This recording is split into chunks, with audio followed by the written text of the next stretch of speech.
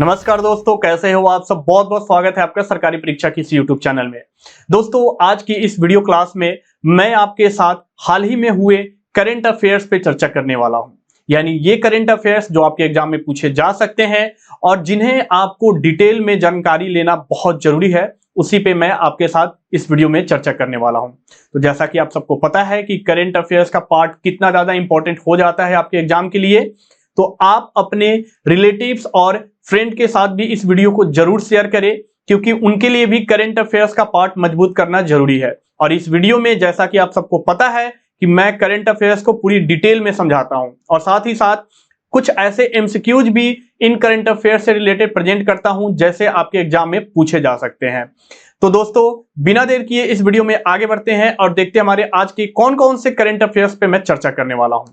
सबसे पहला हमारा न्यूज है कि एक एक्सरसाइज हुआ है। एक्सरसाइज का नाम है वोस्टॉक 2022 और इस एक्सरसाइज में भारतीय सेना पार्टिसिपेट करने पहुंच गई है। सबसे पहले जानना जरूरी है कि ये एक्सरसाइज का आयोजन कहां किया गया है और इस एक्सरसाइज में भारतीय सेना की कौन सी टुकड़ी जो है वो पार्टिसिपेट करने पहुंची है। ये दो इंपॉर्टेंट चीज है जो इसमें आपको जानने की जरूरी है। तो मैं आपको बता दूं कि ये जो एक्सरसाइज का आयोजन किया गया है वो रसिया में किया गया है। इसके नाम से ही पता चलता है, वोस्टॉक 2022। और इस एक्सरसाइज में भारतीय सेना की जो 7x8 गोरखा राइफल्स टुकड़ी है वो पार्टिसिपेट करने पहुंच गई है।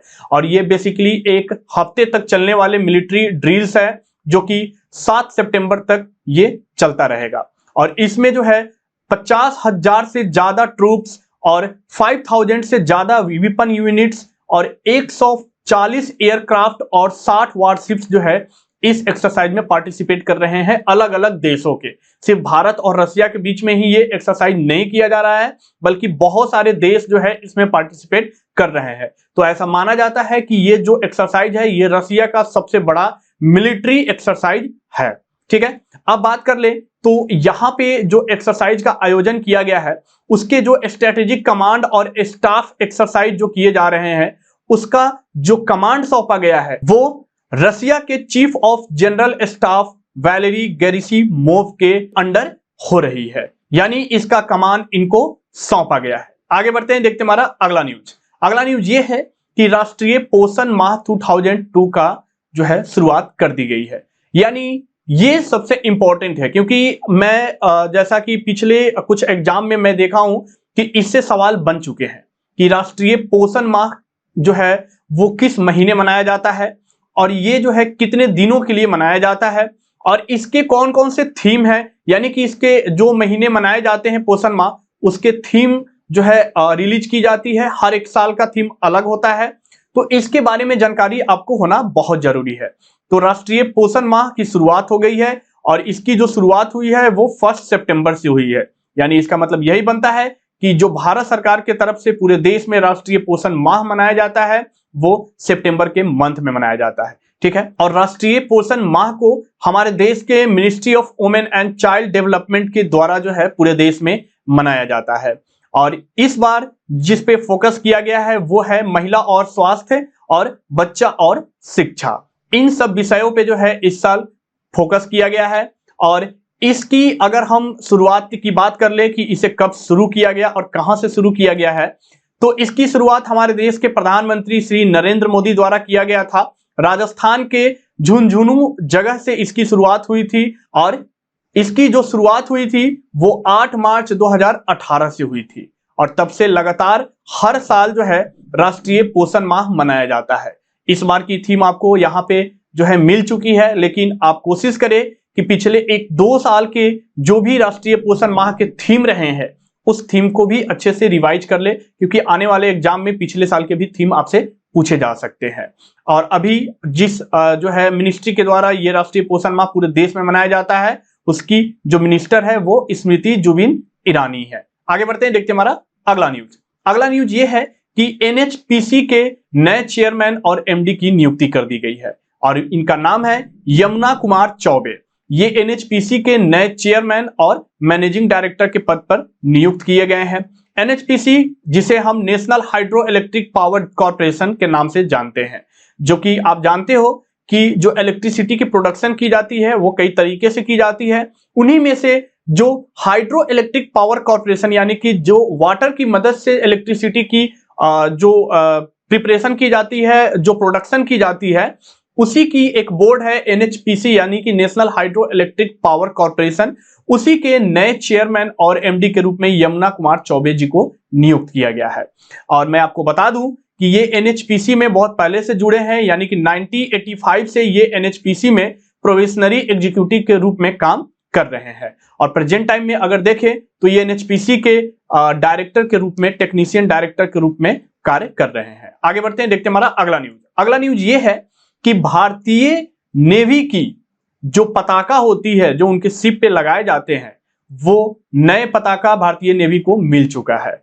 और जो नए पताका भारतीय नेवी को मिला है, आप यहां अगर फिगर में देखें तो यहां नीचे में आपको इंडियन नेवी के द्वारा एक पताका जो है दिखेगा, यानी कि ये जो फ्लैग है ये बेसिकली इंडियन नेवी अपने शिप पे जो है होस्ट करने के लिए, अपने शिप पे इसे लहराने के लिए और दूसरे देश को रिकॉग्नाइज करने के लिए इसे अपने शिप पे लगाती है।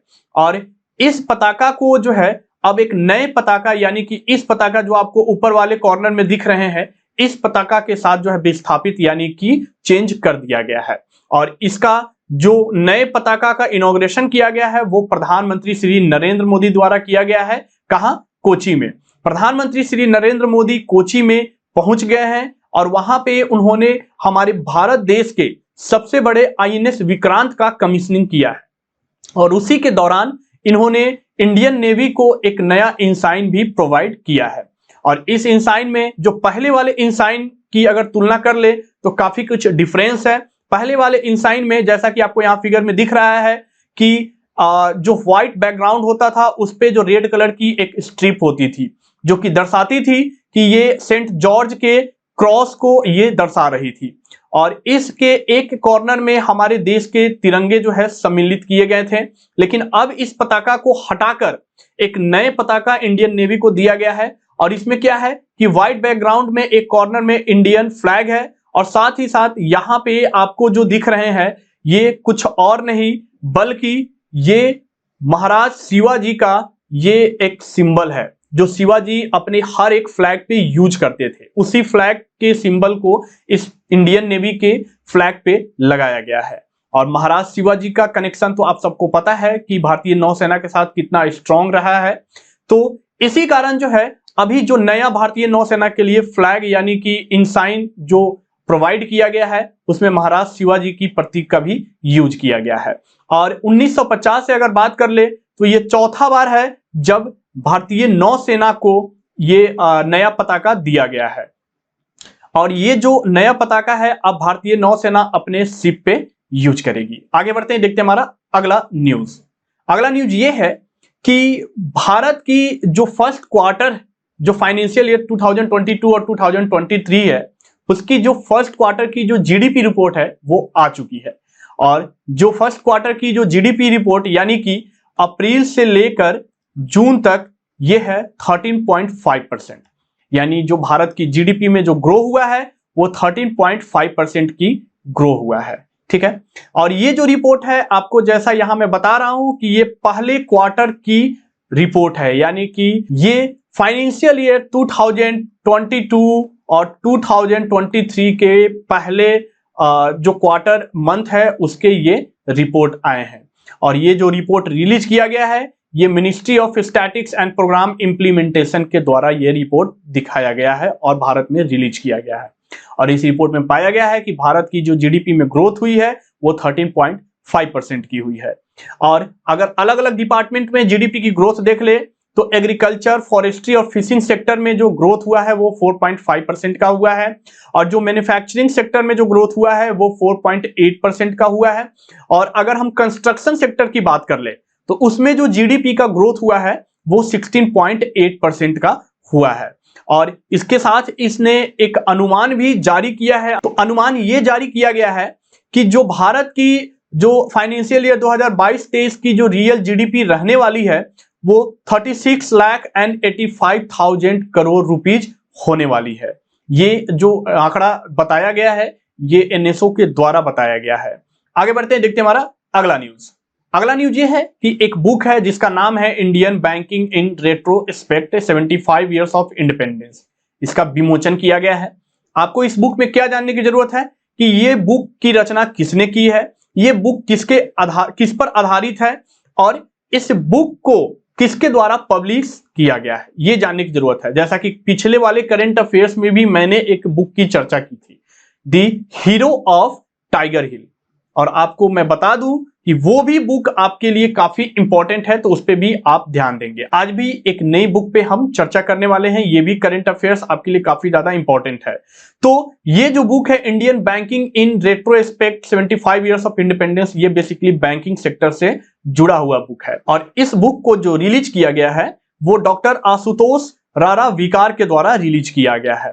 और अभी जो डॉक्टर आशुतोष राराविकार जी की बात कर ले कि आखिर ये है कौन, तो ये आरबीआई के जो डिपार्टमेंट है इकोनॉमिक एंड पॉलिसी रिसर्च, उसके ये डायरेक्टर है। ठीक है, इनके द्वारा इस बुक को जो है रिलीज किया गया है। और इसकी जो पब्लिकेशन की गई है वो अवार्ड प्रकाशन प्राइवेट लिमिटेड के द्वारा की गई है।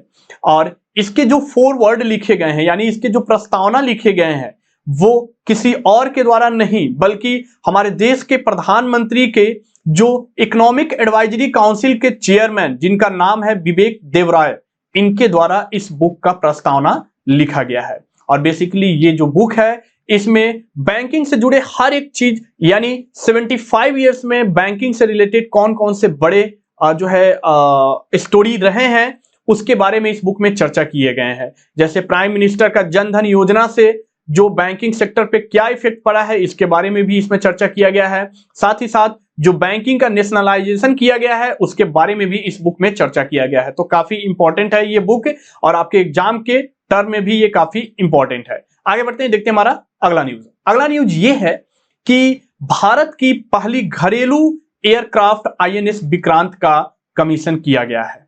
और इसका कमीशन हमारे देश के प्रधानमंत्री श्री नरेंद्र मोदी द्वारा किया गया है। और कहां किया गया है, तो ये कोचिन शिपयार्ड लिमिटेड कोची में किया गया है। ठीक है, और इस शिप की खासियत यही है कि ये अब तक हमारे भारत देश में बना सबसे बड़ा आईएनएस शिप है, यानी कि ये नवल शिप है। ठीक है, और इस शिप को जो डिजाइन किया गया है वो इंडियन नेवी की in house warship design bureau के द्वारा किया गया है। और इसे जो बनाया गया है वो कोचिन शिपयार्ड लिमिटेड के द्वारा बनाया गया है। अब आप सोच रहे होंगे कि आईएनएस विक्रांत के बारे में तो हम बहुत पहले से सुनते आ रहे हैं, ये मैं जरूर बोल रहा हूं कि आप सुनते आ रहे होंगे, लेकिन ये जो शिप है इसे फिर से रीडिजाइन करके कमीशन किया गया, क्योंकि उस शिप को डीकमीशन कर दिया गया था आईएनएस विक्रांत को। क्योंकि आईएनएस विक्रांत भारत देश का एकमात्र ऐसा शिप था जिसने 1971 के वार में काफी वाइटल रोल प्ले किया था। और उसके बाद इस शिप को जो है डीकमीशन कर दिया गया, और फिर से इसी शिप के नाम पर एक नए शिप का जो है अभी हाल ही में हमारे भारत देश के प्रधानमंत्री श्री नरेंद्र मोदी द्वारा कमीशन किया गया है। और जब ये इस शिप का कमीशन करने के लिए कोचीन पहुंचे थे, उसी के दौरान इन्होंने इंडियन नेवी को एक नया इंसाइन भी प्रोवाइड किया है। ठीक है, अब अगर हम कुछ फीचर्स की बात कर ले, यहाँ पे तो हम सारे फीचर्स की बात नहीं कर सकते हैं आईएनएस विक्रांत के, और इसके आप पूरे फीचर्स जानना चाहते हैं, इसके बारे में डिटेल आप पढ़ना चाहते हैं, तो आप हमारे ऑफिशियल वेबसाइट sarkaripariksha.com पे जाइए। वहां पे आपको हर एक दिन की न्यूज डिटेल में वहां पे दी जाती है। आप अच्छे से उस न्यूज को पढ़े, वन लाइनर के फॉर्म में पढ़े, और इस न्यूज को अगर आप पूरे फीचर्स के साथ पढ़ना चाहते हैं तो हमारे ऑफिशियल वेबसाइट सरकारी परीक्षा पे दिए हुए हैं, आप वहां जाकर इसे पढ़ सकते हैं। लेकिन इसके एक फीचर्स की मैं यहाँ पे चर्चा करने वाला हूं, और यह है कि इस शिप की जो मैक्सिमम स्पीड है वो 7500 नॉटिकल मील्स की इंडोरेंस के साथ 28 नॉट्स है। यानी कि ये शिप बहुत ही कम समय में अच्छी गति जो है कवर कर सकती है। आगे बढ़ते हैं, देखते हैं हमारा अगला न्यूज। अगला न्यूज ये है कि एक फेस्टिवल है जिसका नाम है नौखाई, और ये एक एग्रीकल्चरल फेस्टिवल है। अब आपसे एग्जाम में फेस्टिवल से भी सवाल आते हैं कि ये फेस्टिवल हाल ही में कहां मनाए गए हैं और इस फेस्टिवल की महत्वता क्या है।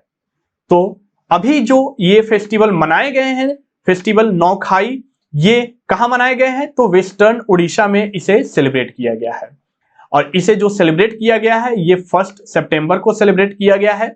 और ये बेसिकली एक एग्रीकल्चरल फेस्टिवल है, यानी कि एग्रीकल्चर के फील्ड में जो हार्वेस्टिंग का सीजन होता है उस सीजन के दौरान ये फेस्टिवल को मनाया जाता है। अगर बेसिक रूप से कहे तो गणेश चतुर्थी के ठीक अगले दिन जो है इस फेस्टिवल को जो है मनाया जाता है पूरे वेस्टर्न उड़ीसा में।